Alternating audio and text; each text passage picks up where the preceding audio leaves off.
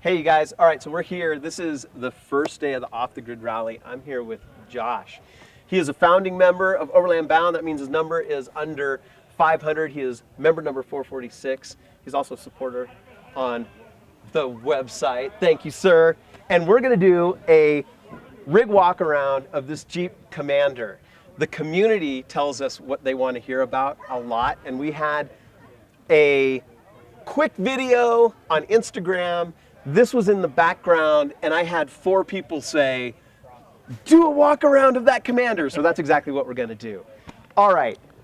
Before we dive into some of the details, you want to tell me just overall, like, how do you enjoy the truck? How long have you had it? A little bit of history, that kind of thing? I think I've had this truck for about 1.5 years Yeah. now. I bought it specifically. I used to have a Jeep Grand Cherokee that I daily drove, and I did search and rescue with, and I overlanded with. Yeah. And it turned out that I was just putting way too many miles on it for everything. Yeah. Right? I mean, I put in thousands and thousands of highway miles on it just to wrecking it. So I got rid of the Grand Cherokee and I got a Cherokee.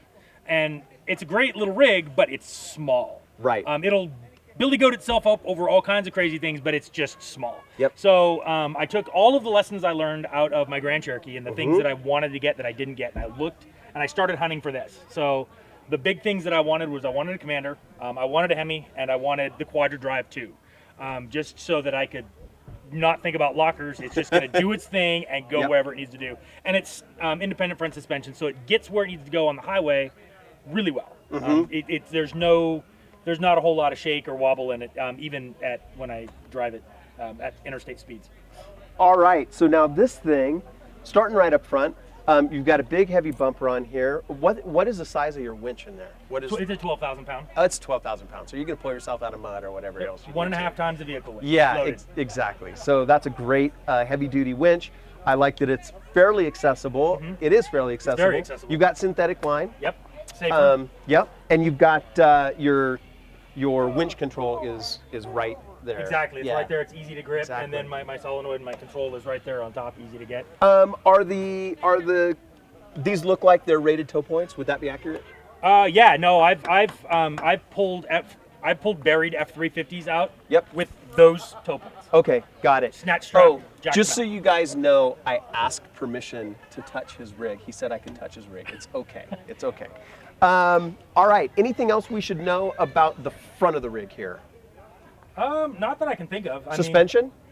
Suspension is a modified Old Man Emu spacer lift.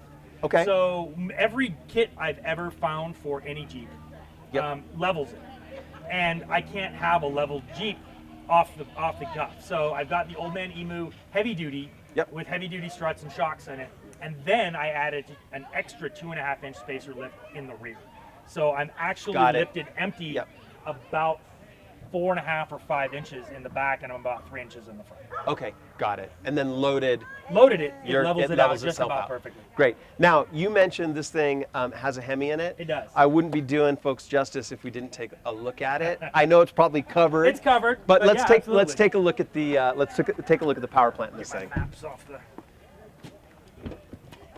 Wait, were those paper maps? Those were paper maps. They were paper stopped maps. at the ranger station on the way up. Now, so they work without batteries, right?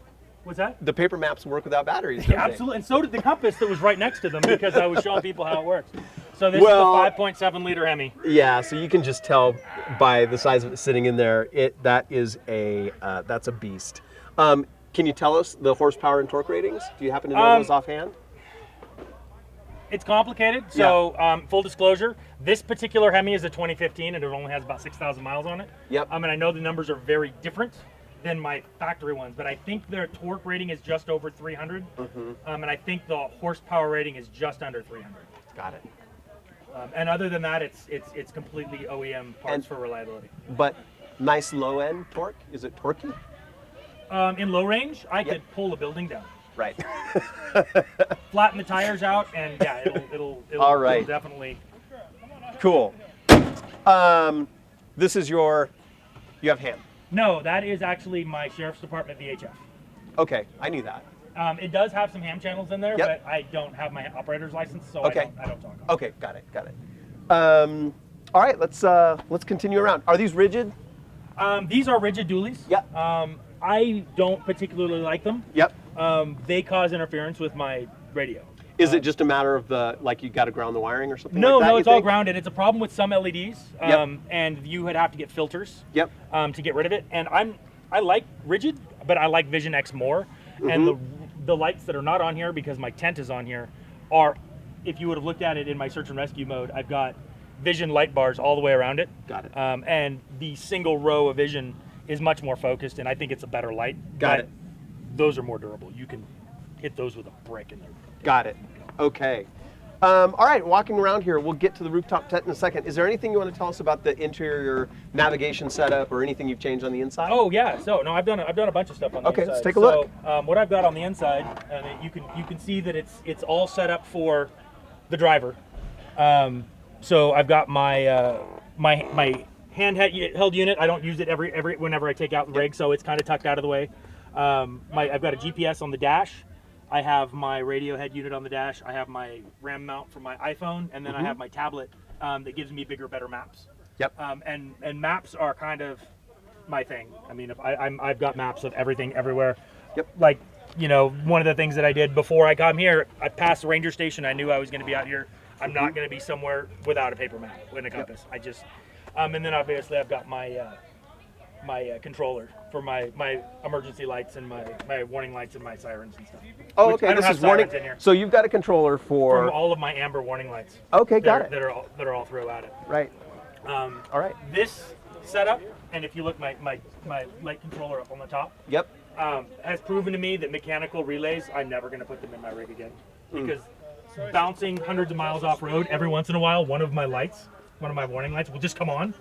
And somebody behind me will say, "Hey, Dunk, your emergency, your lights in the back are on," and I have to do some weird stuff to get them off. And then the other ones are solid state relays, and they're more expensive, but you can vibrate them until the end of the moon. And they don't. And they don't do anything. And what I did to handle that is, if you look behind my seat, and over there, I've got some decks that actually cover this when I'm solo, so that it makes this a big platform. And I just pulled it for tomorrow, just in case somebody needs to jump in. But all along this back deck, I've got my fuse boxes. I've got my relays. I've got a big fuse box. Yep. So there's 150 amp or 100 amp here and 100 amp fuse under the hood and 150 amp breaker in the back. And then my radios are also back there also. And the reason for that, obviously, is so that if I do have a fuse problem, I don't have to go digging and finding my fuses and my electrical to figure out the problem. Yep. And my goal is to eventually isolate the engine electrics and the non-engine electrics onto two completely separate systems. All right, rooftop tent. You like it? Yeah, no, I love my rooftop. Yep. It's kind of a love-hate relationship.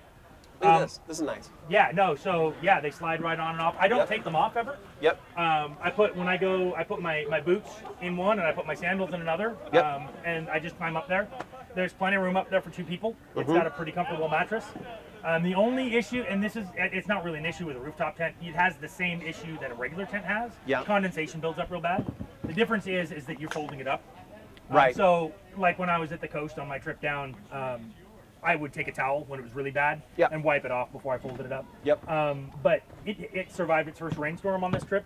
Great. Yeah, and I've been in this for a week now.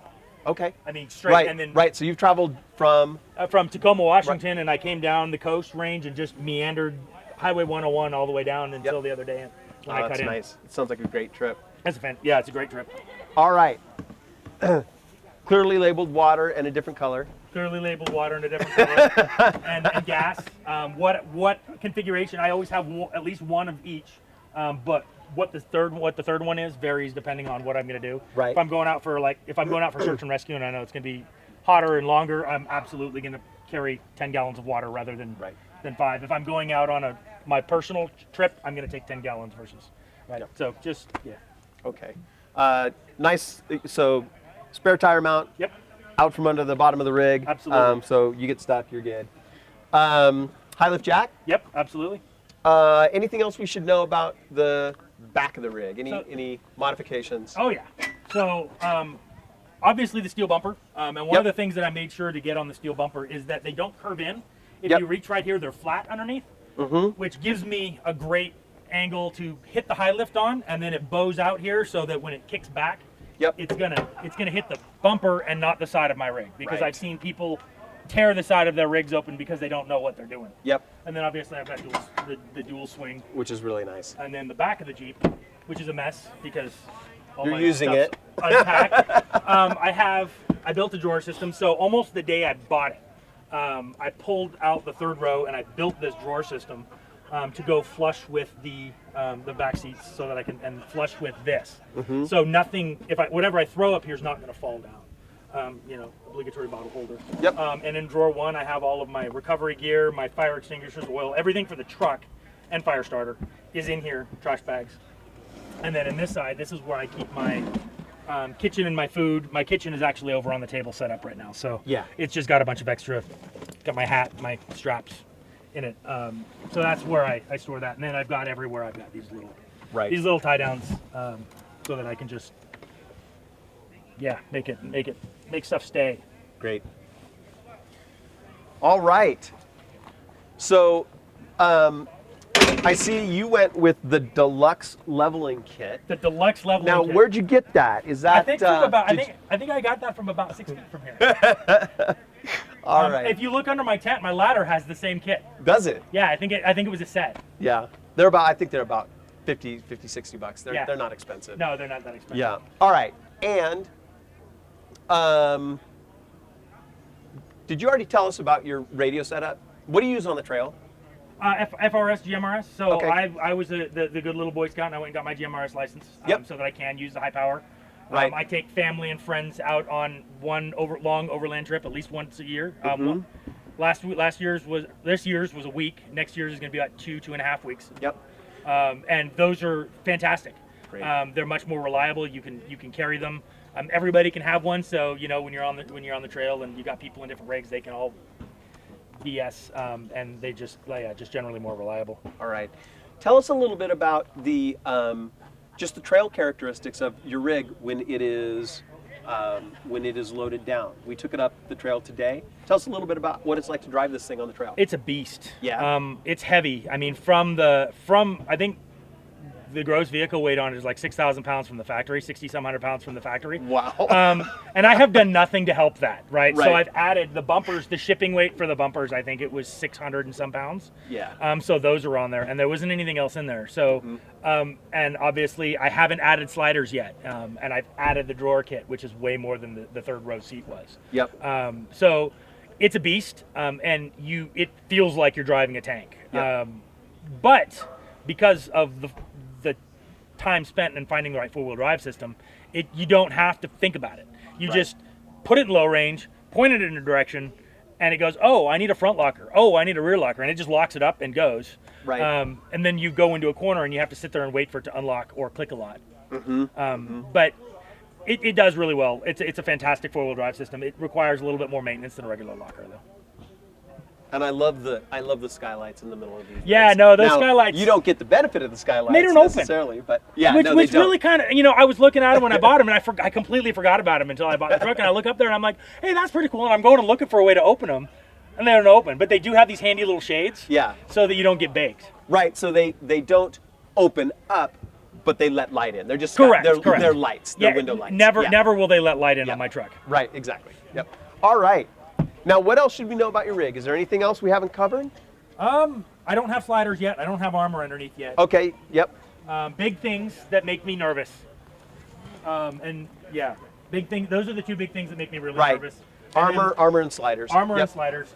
Sliders are going to come really, really soon. Yep. Armor is when I'm not lazy. Oh, you got a. I do have a front receiver hitch. You got a front receiver. That's cool. And that's mostly for having to move stuff around. Move trailers around. I don't need it for recovery, obviously, and I don't need it to mount a winch in it. Yep. But if you've ever had to move a really awkward trailer around, it's nice to just slap it in there, hook it up on the front, and then you don't have to worry about the fact that you can't see out the back. You can just put it where you need it. No, that's great. Hey, can you start it and rev it? If I can find my keys. Oh. Start it and rev it. Okay, let's just for folks out there in YouTube land that want to hear this thing. All right, here we go.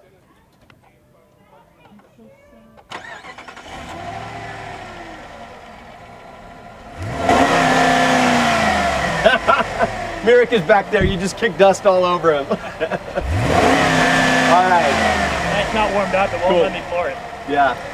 All right. Thank you. little smarter. It tries to be a little smarter than me. Yeah. Pardon me. All right. Hey, Josh, thank you so much for sharing. That's awesome. A lot of folks wanted to see it, so there it is. Look forward to seeing it on the trail tomorrow. That's going to be great. Great fun at the top of Bald Mountain with this thing. Yeah, no, it's gonna be a good time. All right.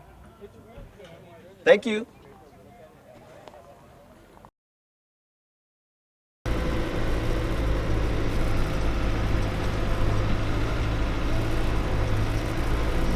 Yeah, no problem. We're only going to need a minute.